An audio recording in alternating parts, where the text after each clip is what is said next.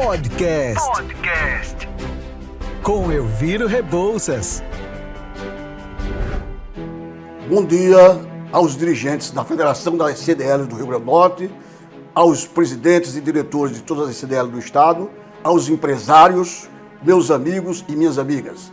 Esse é o podcast número 6666 do dia 30 de junho. Termina hoje o mês e o primeiro semestre do ano. Amanhã, sexta-feira, estaremos em julho, começando o primeiro dia do segundo semestre de 2022. As notícias de economia da semana.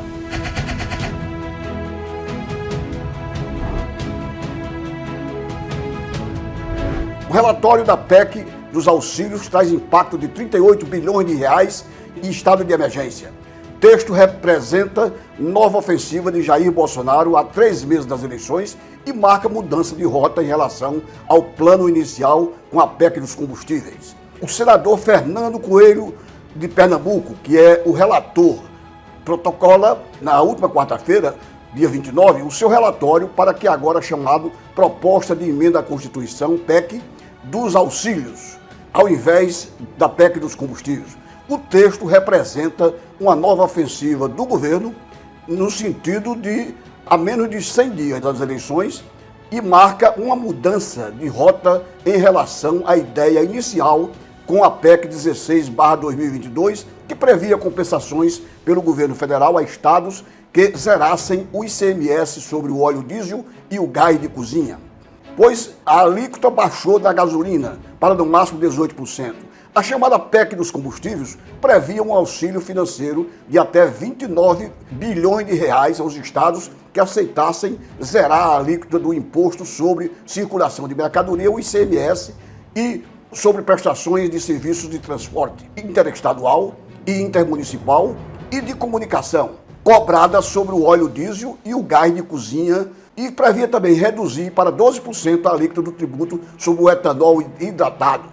Mesmo assim, a ideia havia sido anunciada às pressas pelo presidente da República em comunicado à imprensa 3 semanas atrás, no Palácio do Planalto, em meio às resistências entre parlamentares e o governador dos estados do plano e aos riscos de judicialização de uma menor efetividade na redução dos preços dos combustíveis em geral ao consumidor.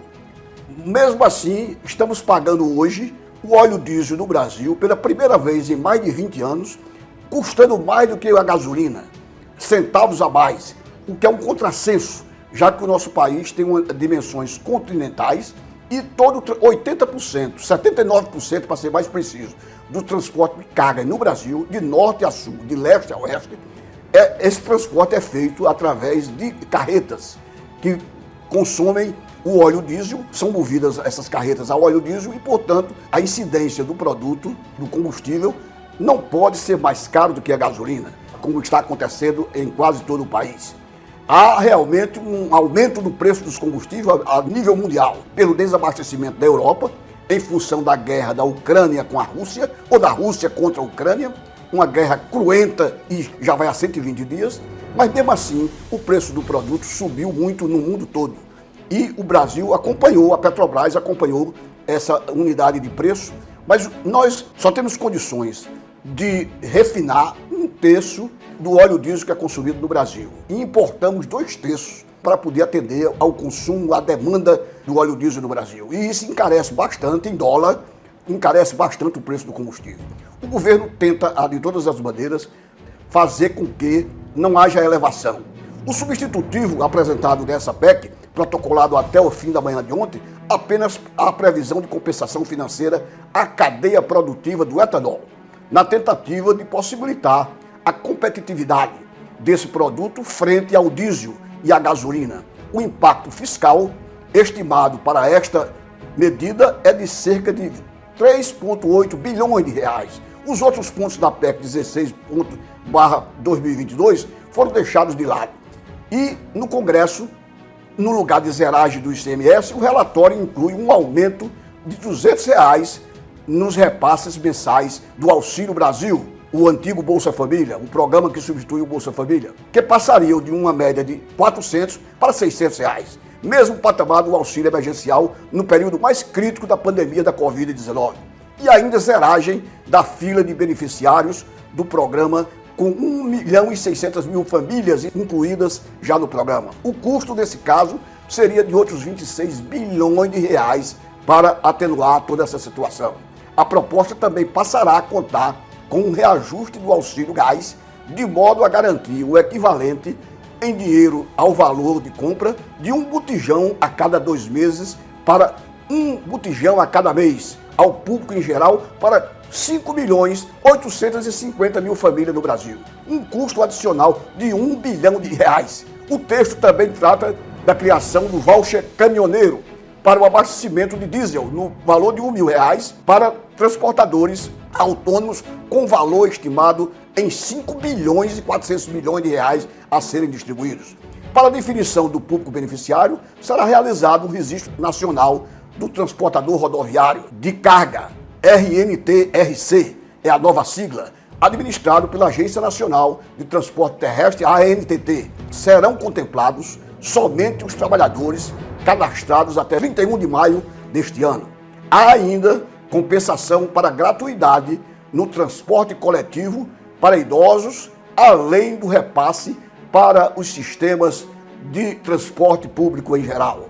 Como você vê, meu caro telespectador, que agora nos vê também pelo portal noticiatcm.com.br, você também vê que o transporte coletivo entrou em dificuldade, já que é movido os ônibus, os milhares que circulam em todo o Brasil, são movidos, todos eles, a óleo diesel.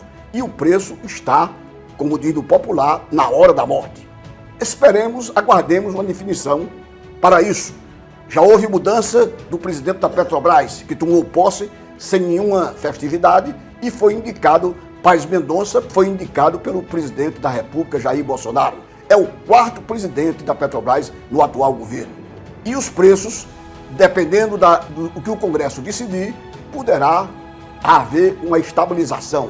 Mas baixar é muito difícil, baixar o diesel, a gasolina ou mesmo o etanol. Aguardemos, pois.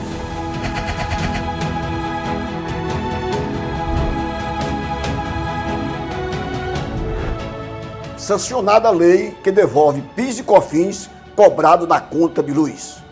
Os consumidores de energia elétrica terão aumentos menores nas contas de luz. O presidente Jair Bolsonaro sancionou, sem vetos, a lei número 14.385, publicada no dia 28 no Diário Oficial da União, aprovado pela Câmara dos Deputados no início do mês. O texto estabelece a devolução do Imposto sobre Circulação de Mercadorias e Serviços, o ICMS, às pessoas, imposto estadual, incluído na base de cálculo do Programa de Integração Social, o PIS, e da contribuição para o financiamento da Seguridade Social, o COFINS, tributos federais, esses dois últimos. Portanto, você terá um alívio e a lei alterou as normas da Agência Nacional de Energia Elétrica, a ANEEL, para agilizar a devolução dos valores cobrados a mais no PIS e COFINS. A devolução será feita por meio de aumentos menores nas tarifas de energia. O que importa é dizer que daqui para frente será menor essa incidência. Em 2017, o Supremo Tribunal Federal determinou a exclusão do ICMS do preço que serve como base para o cálculo do PIS e COFINS. A Corte entendeu que havia dupla tributação, cobrança de um mesmo imposto 2 vezes. Em 2021, o STF definiu o alcance da medida, que deveria ser retroativa a 15 de março de 2017. Segundo a Câmara dos Deputados e o Senado, a União deveria devolver 60 bilhões de reais em créditos de PIS e COFINS às distribuidoras. Desse total, 12 bilhões e 700 milhões de reais já foram devolvidos pela ANEEL em revisões tarifárias desde 2020. Que teriam impedido as contas de luz de aumentarem em média 5% desde então. Ainda há 47 bilhões de reais a serem ressarcidos aos consumidores comerciais, industriais e residenciais. A revisão extraordinária, em nota, a ANEEL informou, desde 2020 já foram devolvidos os valores relativos à exclusão do ICMS da base de cálculo. do PIS e COFINS, o órgão informou que fará uma revisão extraordinária das tarifas para as companhias que tiverem o reajuste aprovado sem a restituição do imposto.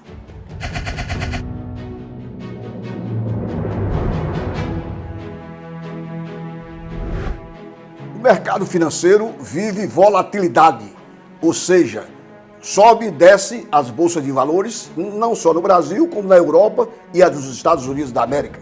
Isso em função da inflação americana, que beira 8% anualizada, dos Estados Unidos da América, na Europa, onde o preço dos combustíveis impacta uma inflação maior, inclusive dispare para os países da Europa, inflação de 6% a até 9%, dependendo do país, coisa que não era vista há muito tempo, inflação nesses níveis. E no Brasil, quer o fator político interno, de uma eleição que dentro de 90 dias, praticamente, será traçado o futuro do país com a escolha do novo presidente da República, novo vice-presidente, dos governadores dos estados, deputados federais e 1/3 do Senado Federal e as Assembleias Legislativas, a Bolsa de Valores tem sofrido e ontem, por exemplo, fechou aos 99.621 pontos, com a queda de 0,96% o Ibovespa, em função da queda das ações de bancos e também das commodities, de uma maneira geral, fazendo com que, tanto nos Estados Unidos quanto no Brasil,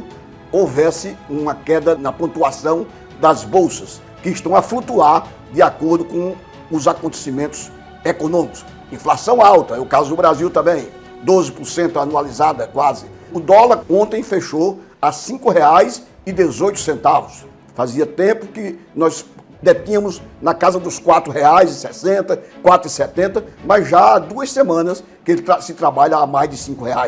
Ontem, dia 29 de junho, R$ 5,18 fechou o dólar. O IGPM acelera para 0,59%. IGPM, que é o Índice Geral de Preço de Mercado. Em junho, acumulou 0,59% e anualizando 10,70% em 12 meses. No ano de 2022, o indicador já soma 8,16%, segundo dados oficiais da Fundação Getúlio Vargas. O Índice Geral de Preço de Mercado acelerou, portanto, em junho, 0,59% após uma alta de 0,52% em maio. A informação está contida em comunicado da própria Fundação Getúlio Vargas.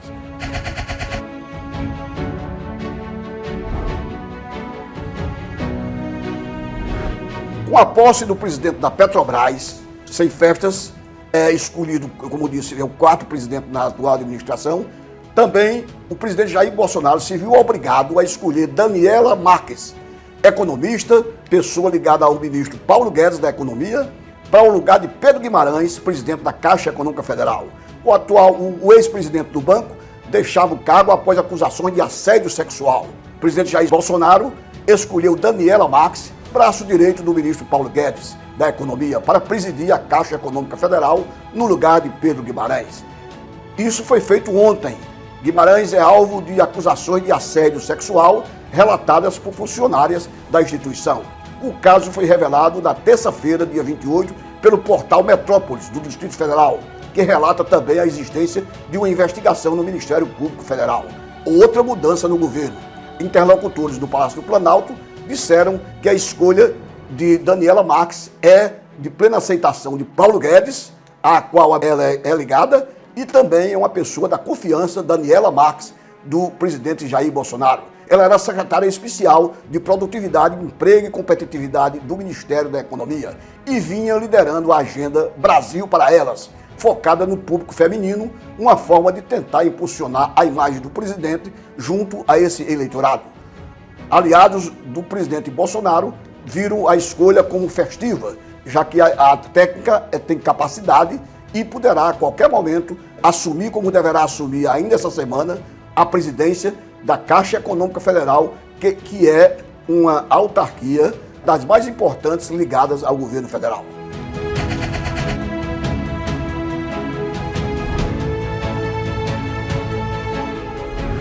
A confiança do comércio no Brasil sobe 4,6 pontos em junho, ante maio. O índice também foi divulgado pela Fundação Getúlio Vargas ontem e apresentou uma alta consecutiva.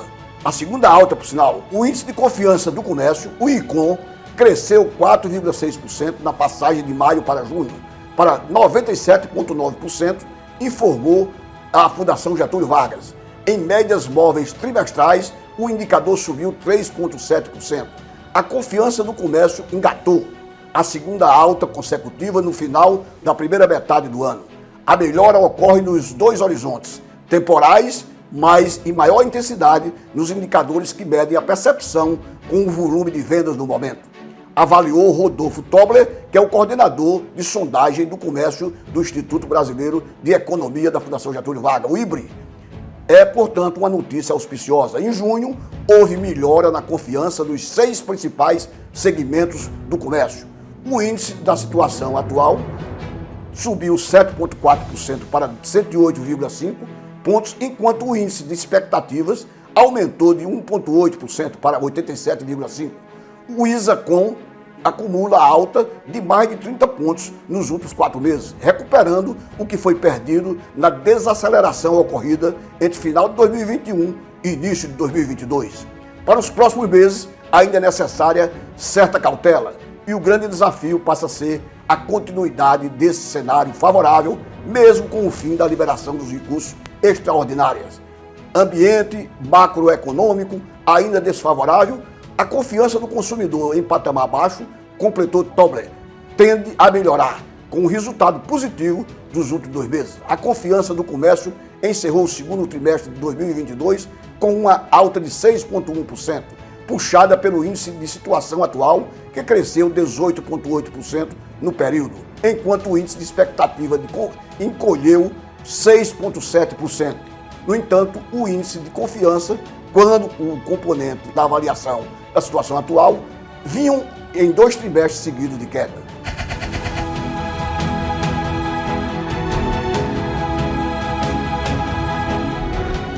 Bom dia e até o próximo programa a todos os nossos telespectadores e os que nos ouvem. Obrigado.